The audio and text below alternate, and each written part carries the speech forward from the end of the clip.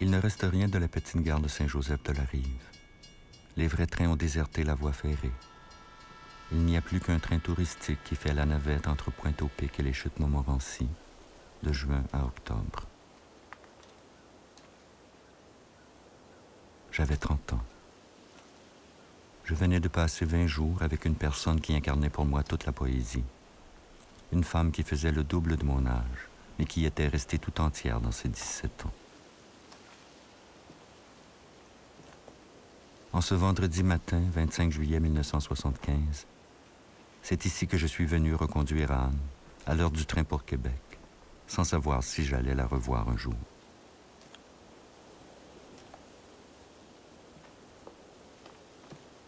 Je ne sais plus si je l'ai embrassée avant qu'elle monte dans ce train, mais je crois que non.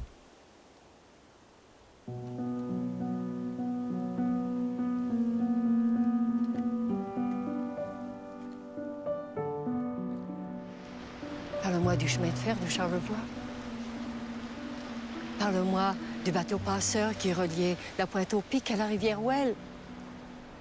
Mais ne me parle jamais plus de feu. Je ne veux pas de sa sécheresse dans ma création.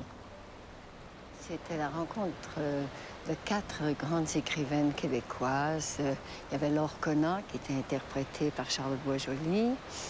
Il y avait Madame Guèvremont, Germaine Guèvremont, qui était interprétée par Amulette Garneau. Gabrielle Roy par Monique Mercure. Et moi, j'interprétais Anne Hébert, qui s'appelait Tête nuageuse. Je te l'ai dit, ça. Hein? Ouais. C'est tellement beau, ce nom.